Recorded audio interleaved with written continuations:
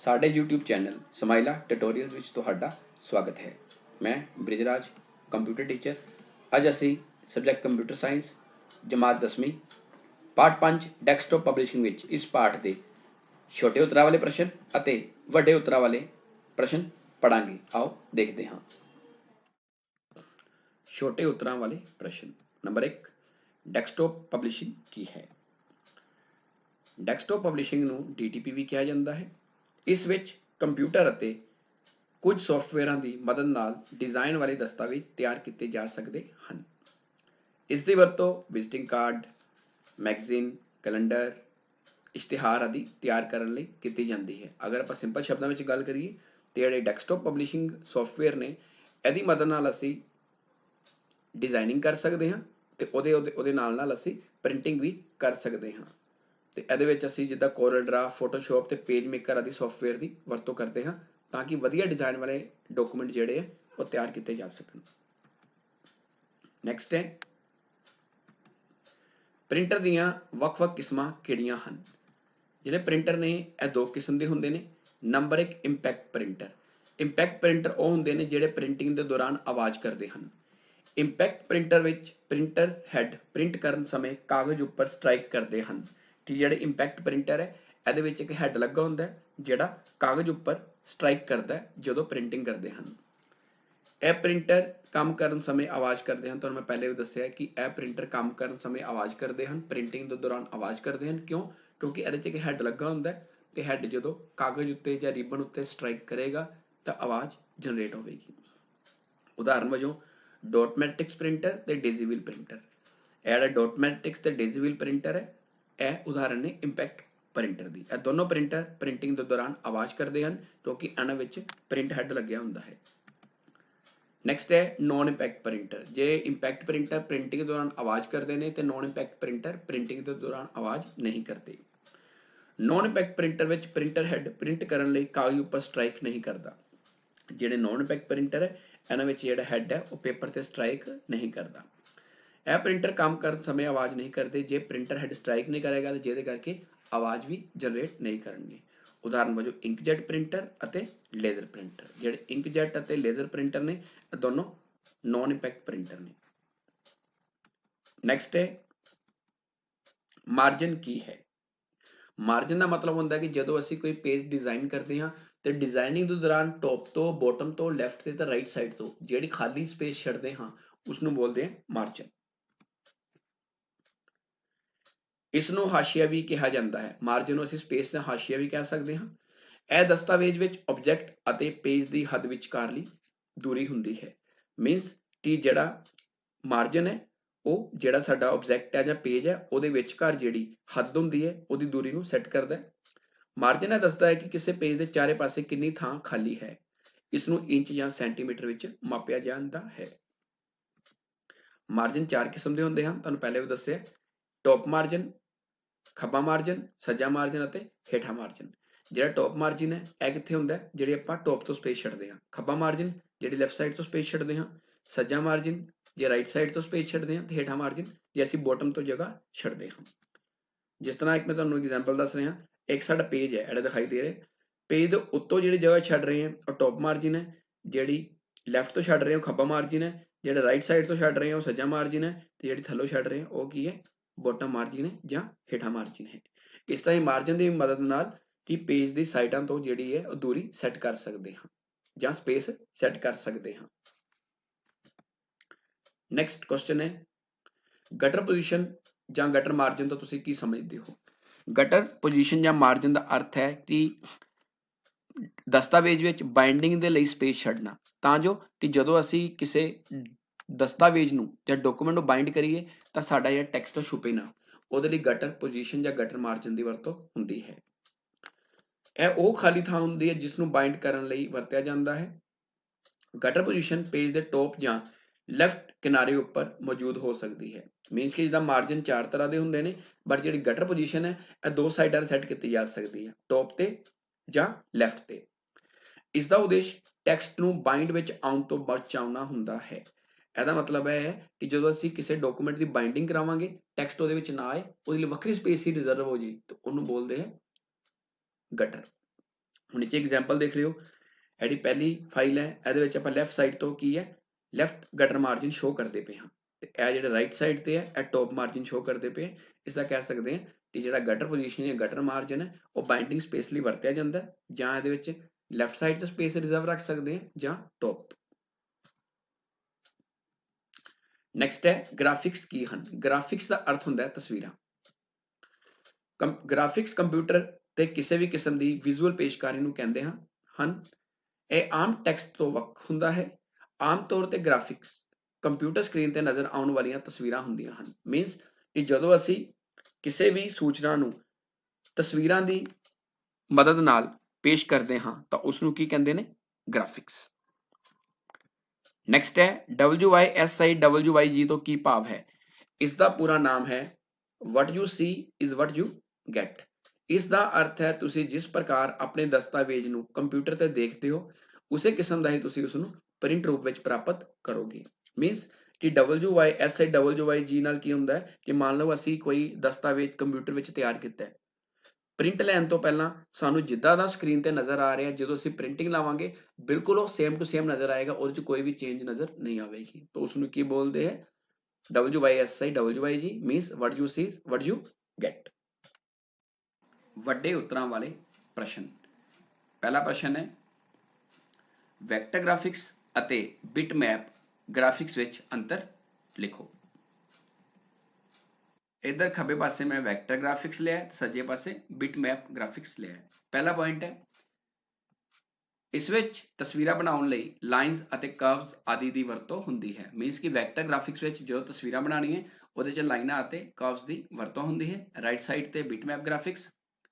ਇਸ ਵਿੱਚ ਤਸਵੀਰਾਂ ਬਣਾਉਣ ਲਈ ਪਿਕਸਲ ਦੀ ਵਰਤੋਂ ਹੁੰਦੀ ਹੈ। ਪਿਕਸਲ ਦਾ ਮਤਲਬ ਕਿ ਜਦੋਂ ਕਿਸੇ ਪਿਕਚਰ ਨੂੰ ਜਾਂ ਤਸਵੀਰ ਨੂੰ ਪਿਕਸਲ ਜਾਂ ਡੋਟਸ ਦੀ ਮਦਦ ਨਾਲ ਬਣਾਇਆ ਜਾਵੇ ਤਾਂ ਉਸ ਨੂੰ ਬੋਲਦੇ ਹਨ ਪਿਕਸਲ।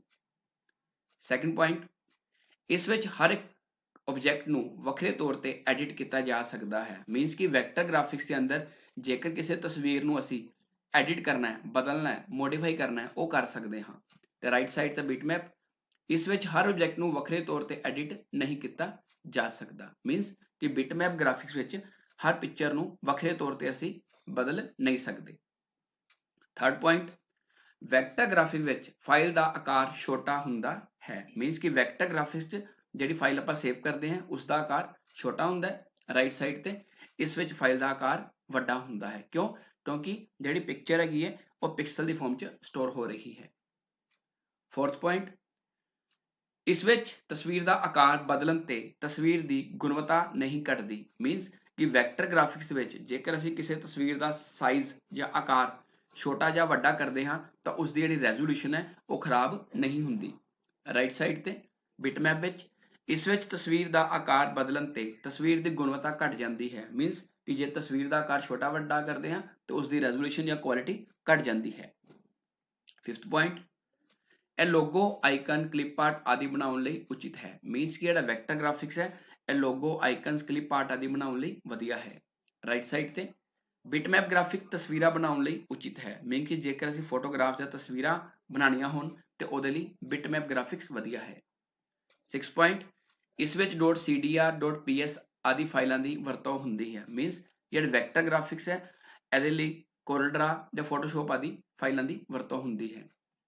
ਰਾਈਟ ਸਾਈਡ ਤੇ ਬਿਟਮੈਪ ਗ੍ਰਾਫਿਕਸ ਵਿੱਚ .bmp, .jpeg, .gif, .png ਆਦਿ ਫਾਈਲਾਂ ਦੀ ਵਰਤੋਂ ਹੁੰਦੀ ਹੈ। BMP ਦਾ ਅਰਥ ਹੁੰਦਾ ਬਿਟਮੈਪ ਪਿਕਚਰ, ਕਿ ਜਿਹੜੀ ਫਾਈਲਾਂ ਸਾਡੀਆਂ ਪੇਂਟ ਬਰਸ਼ ਵਿੱਚ ਬਣਦੀਆਂ ਨੇ। .jpeg joint photographic expert group. ਮੰਨ ਲਓ ਕਿ ਅਸੀਂ ਮੋਬਾਈਲ ਤੇ ਕੋਈ ਫੋਟੋ ਕੈਪਚਰ ਕਰਦੇ ਹਾਂ, ਕਲਿੱਕ ਕਰਦੇ ਹਾਂ ਜਾਂ ਨੈਟ ਤੋਂ ਕੋਈ ਵਾਲਪੇਪਰ ਡਾਊਨਲੋਡ ਕਰਦੇ ਹਾਂ, ਉਹ JPEG ਹੁੰਦਾ ਹੈ। .gif ਗ੍ਰਾਫਿਕ ਇੰਟਰਚੇਂਜ ਫਾਰਮੈਟ, ਕਿ ਜਿਹੜੀ ਸਾਡੀ ਐਨੀਮੇਟਡ ਫਾਈਲਾਂ ਹੁੰਦੀਆਂ ਜਿੱਦਾਂ WhatsApp ਤੇ ਕੋਈ GIF ਫਾਈਲਾਂ ਆਉਂਦੀਆਂ। .png portable network graphics. ਮੰਨ ਲਓ ਕਿ ਅਸੀਂ ਨੈਟ ਤੋਂ ਕੋਈ ਨਿਊਜ਼ਪੇਪਰ ਜਾਂ ਈ-ਪੇਪਰ ਡਾਊਨਲੋਡ ਕਰਦੇ ਹਾਂ, ਜਿਹੜੀ ਉਹ ਕਟਿੰਗ ਹੋਏਗੀ ਉਹ ਮੋਸਟਲੀ PNG ਫਾਈਲ ਹੁੰਦੀ ਹੈ। 7ਵਾਂ ਪੁਆਇੰਟ ਵੈਕਟਰ ਗ੍ਰਾਫਿਕਸ ਨੂੰ ਆਬਜੈਕਟ ਓਰੀਐਂਟਡ ਗ੍ਰਾਫਿਕਸ ਵੀ ਕਿਹਾ ਜਾਂਦਾ ਹੈ। ਰਾਈਟ ਸਾਈਡ ਤੇ ਬਿਟਮੈਪ ਗ੍ਰਾਫਿਕਸ ਨੂੰ ਰਾਸਟਰ ਗ੍ਰਾਫਿਕਸ ਵੀ ਕਿਹਾ ਜਾਂਦਾ ਹੈ। ਇੰਪੈਕਟ ਪ੍ਰਿੰਟਰ ਅਤੇ ਨੌਨ ਇੰਪੈਕਟ ਪ੍ਰਿੰਟਰ ਵਿੱਚ ਅੰਤਰ ਲਿਖੋ। इधर भी मैं लैफ्ट साइड ते इंपैक्ट प्रिंटर लिखदा ते राइट साइड ते नॉन इंपैक्ट प्रिंटर।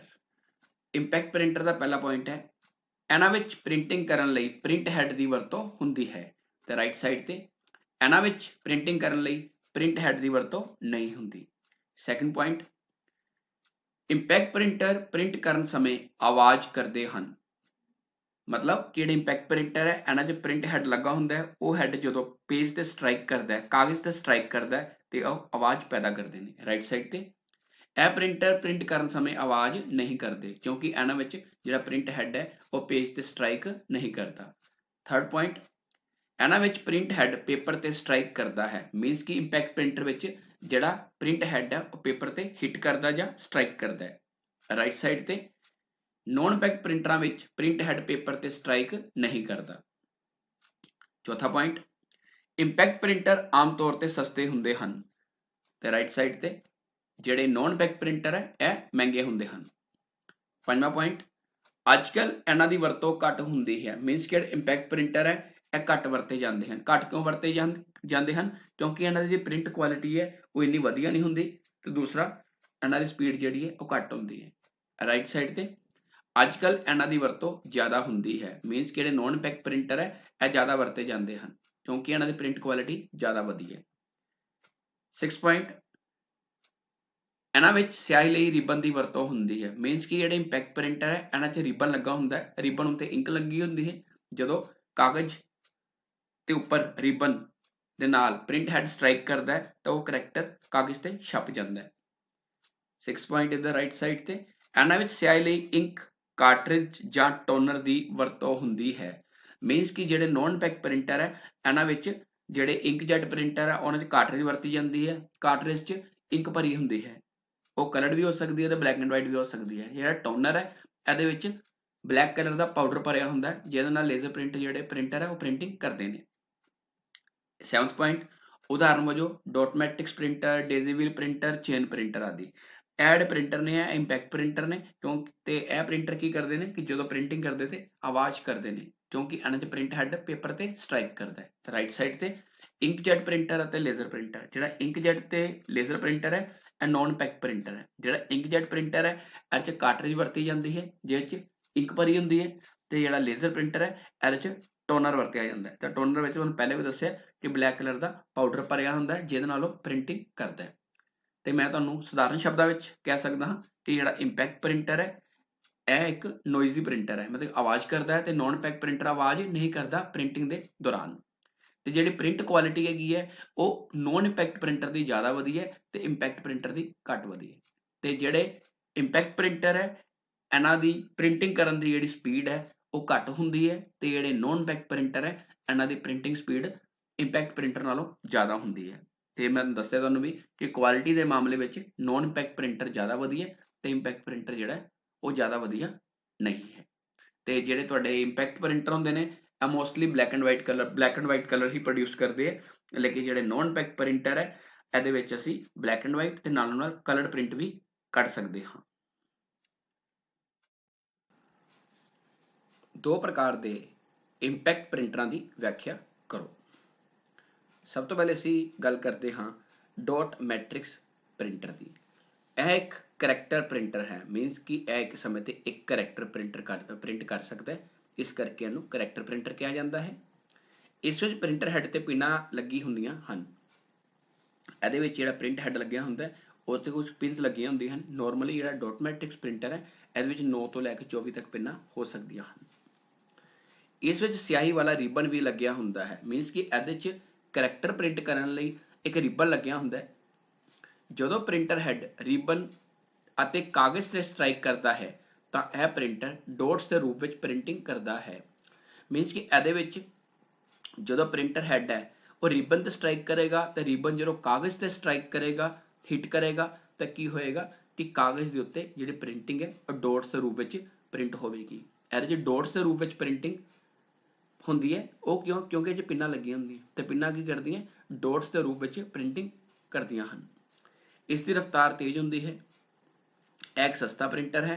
ਇਹ ਪ੍ਰਿੰਟਰ ਆਮ ਤੌਰ ਤੇ ਪ੍ਰਤੀ ਸੈਕਿੰਡ 100 ਤੋਂ 600 ਅੱਖਰ ਪ੍ਰਿੰਟ ਕਰ ਸਕਦਾ ਹੈ। ਇੱਥੇ ਤੁਹਾਨੂੰ ਇੱਕ ਇਮੇਜ ਦਿਖਾਣਾ ਕਿ ਜਿਹੜਾ ਡਾਟ ਮੈਟ੍ਰਿਕਸ ਪ੍ਰਿੰਟਰ ਹੈ ਉਹ ਦੇਖਣ ਵਿੱਚ ਕੁਝ ਇਸ ਤਰ੍ਹਾਂ ਨਜ਼ਰ ਆਉਂਦਾ ਹੈ। ਤੇ ਜਦੋਂ ਅਸੀਂ ਪ੍ਰਿੰਟਿੰਗ ਕਰਦੇ ਹਾਂ ਤੇ ਇਹਦੀ ਪ੍ਰਿੰਟਿੰਗ ਡੋਟਸ ਦੇ ਪੈਟਰਨ ਵਿੱਚ ਕੁਝ ਇਸ ਤਰ੍ਹਾਂ ਹੁੰਦੀ ਹੈ। ਤੁਸੀਂ ਕਈ ਵਾਰੀ ਨੋਟ ਕੀਤਾ ਹੋਣਾ ਕਿ ਮੰਨ ਲਓ ਤੁਸੀਂ ਰੇਲਵੇ ਸਟੇਸ਼ਨ ਤੇ ਗਏ ਹੋ, ਟਿਕਟ ਲੈਣ ਲੱਗੇ ਹੋ, ਉਸ ਟਾਈਮ ਜਦੋਂ ਟਿਕਟ ਕੱਢਦੇ ਜਿਹੜਾ ਪ੍ਰਿੰਟਰ ਉਹ ਕਿਹੜਾ ਹੁੰਦਾ ਡੋਟ ਮੈਟ੍ਰਿਕਸ। ਜੇਕਰ ਤੁਸੀਂ ਟਿਕਟ ਨੂੰ ਧਿਆਨ ਨਾਲ ਦੇਖੋ ਤੇ ਟਿਕਟ ਤੇ ਜਿਹੜੀ ਪ੍ਰਿੰਟਿੰਗ ਹੋਈ ਹੁੰਦੀ ਹੈ ਉਹ ਵੀ ਡੋਟਸ ਦੇ ਪੈਟਰਨ ਵਿੱਚ ਹੋਈ ਹੁੰਦੀ ਹੈ। ਕਿਉਂ? ਕਿਉਂਕਿ ਉਹ ਪ੍ਰਿੰਟਿੰਗ ਜਿਹੜੀ ਮੋਸਟਲੀ ਉਹ ਡੋਟ ਮੈਟ੍ਰਿਕਸ ਪ੍ਰਿੰਟਰ ਦੇ ਨਾਲ ਹੀ ਹੁੰਦੀ ਹੈ। ਨੈਕਸਟ ਹੈ ਡੇਜ਼ੀ ਵੀਲ ਪ੍ਰਿੰਟਰ। ਇਹ ਇੱਕ ਕਰੈਕਟਰ ਪ੍ਰਿੰਟਰ ਹੈ, ਮੀਨਸ ਕਿ ਇਹ ਕਰੈਕਟਰ ਪ੍ਰਿੰਟਰ ਹੈ। ਇਸ ਵਿੱਚ ਪੈਟਲ ਲੱਗੇ ਹੁੰਦੇ ਹਨ। ਨੀਚੇ ਮੈਂ ਇੱਕ ਤਸਵੀਰ ਸ਼ੋ ਕਰ ਰਿਹਾ ਕਿ ਤੁਸੀਂ ਦੇਖ ਰਹੇ ਹੋ ਕਿ ਇਹਦੇ 'ਚ ਅਲੱਗ-ਅਲੱਗ ਪੈਟਲਸ ਲੱਗੇ ਹੋਏ ਨੇ। ਹਰ ਇੱਕ ਪੈਟਲ ਉੱਤੇ ਕਰੈਕਟਰ ਜਾਂ ਨੰਬਰ ਛਪੇ ਹੁੰਦੇ ਹਨ। ਇਹ ਜਿਹੜੇ ਪੈਟਲ ਹੈ ਇਹਨਾਂ ਤੇ ਜਾਂ ਤਾਂ ਕੋਈ ਅਲਫਾਬੈਟ, ਸਮਾਲ ਜਾਂ ਕੈਪੀਟਲ, ਸਪੈਸ਼ਲ ਕਰੈਕਟਰ ਜਾਂ ਨੰਬਰ ਛਪੇ ਹੋ ਸਕਦੇ ਹਨ। ਇਸ ਵਿੱਚ ਸਿਆਹੀ ਵਾਲਾ ਰਿਬਨ ਲੱਗਿਆ ਹੁੰਦਾ ਹੈ। ਜਿਸ ਤਰ੍ਹਾਂ ਡੋਟ ਮੈਟ੍ਰਿਕਸ ਪ੍ਰਿੰਟਰ ਵਿੱਚ ਰਿਬਨ ਲੱਗਿਆ ਹੁੰਦਾ ਹੈ, ਉਸੇ ਤਰ੍ਹਾਂ ਇਹਦੇ ਵਿੱਚ ਵੀ ਰਿਬਨ ਲੱਗਿਆ ਹੁੰਦਾ ਹੈ। ਇਸ ਵਿੱਚ ਇੱਕ ਹੈਮਰ ਲੱਗਿਆ ਹੁੰਦਾ ਹੈ। ਜਿਸ ਤਰ੍ਹਾਂ ਉਹਦੇ 'ਚ ਹੈਡ ਹੁੰਦਾ ਹੈ ਤੇ ਇਹਦੇ ਵਿੱਚ ਇੱਕ ਹੈਮਰ ਲੱਗਿਆ ਹੁੰਦਾ ਹੈ ਜੋ ਅੱਖਰ ਨੂੰ ਰਿਬਨ ਤੇ ਮਾਰਦਾ ਹੈ, ਜਿਸ ਨਾਲ ਅੱਖਰ ਛਪ ਜਾਂਦਾ ਹੈ। ਮੀਨਸ ਕਿ ਜਦੋਂ ਹੈਮਰ ਰਿਬਨ ਤੇ ਸਟ੍ਰਾਈਕ ਕਰੇਗਾ ਤੇ ਰਿਬਨ ਜਦੋਂ ਕਾਗਜ਼ ਤੇ ਸਟ੍ਰਾਈਕ ਕਰੇਗਾ ਤੇ ਜਿਹੜਾ ਕਰੈਕਟਰ ਸਟ੍ਰਾਈਕ ਕਰੇਗਾ ਉਹ ਕਾਗਜ਼ ਉੱਤੇ ਛਪ ਜਾਵੇਗਾ। ਇਸ ਦੀ ਰਫ਼ਤਾਰ ਜਿਹੜਾ ਡੋਟ ਮੈਟ੍ਰਿਕਸ ਪ੍ਰਿੰਟਰ ਹੈ ਉਸ ਨਾਲੋਂ ਘੱਟ ਹੁੰਦੀ ਹੈ। ਇਹ ਪ੍ਰਿੰਟਰ ਆਮ ਤੌਰ ਤੇ ਪ੍ਰਤੀ ਸੈਕਿੰਡ 25 ਤੋਂ 55 ਅੱਖਰ ਪ੍ਰਿੰਟ ਕਰ ਸਕਦਾ ਹੈ। ਜੇਕਰ ਤੁਹਾਡੀ ਕੋਈ ਕੁਐਰੀ, ਕੁਐਸਚਨ ਜਾਂ ਸੁਜੈਸ਼ਨ ਹੈ ਤਾਂ ਕਮੈਂਟ ਸੈਕਸ਼ਨ ਵਿੱਚ ਜ਼ਰੂਰ ਦੱਸਣਾ। ਅਤੇ ਜੇਕਰ ਤੁਸੀਂ ਅਜੇ ਤੱਕ ਮੇਰੇ ਇਸ YouTube ਚੈਨਲ ਨੂੰ ਲਾਈਕ ਅਤੇ ਸਬਸਕ੍ਰਾਈਬ ਨਹੀਂ ਕੀਤਾ ਹੈ ਤਾਂ ਕਿਰਪਾ ਕਰਕੇ ਇਸ ਨੂੰ ਲਾਈਕ ਅਤੇ ਸਬਸਕ੍ਰਾਈਬ ਜ਼ਰੂਰ ਕਰੋ ਅਤੇ ਬੈਲ ਆਈਕਨ ਨੂੰ ਪ੍ਰੈਸ ਕਰਨਾ ਨਾ ਭੁੱਲੋ ਤਾਂ ਜੋ ਤੁਹਾਨੂੰ ਮੇਰੀਆਂ ਨਵੀਆਂ ਵੀਡੀਓਜ਼ ਦੀ ਨੋਟੀਫਿਕੇਸ਼ਨ ਮਿਲਦੀ ਰਹੇ। ਧੰਨਵਾਦ।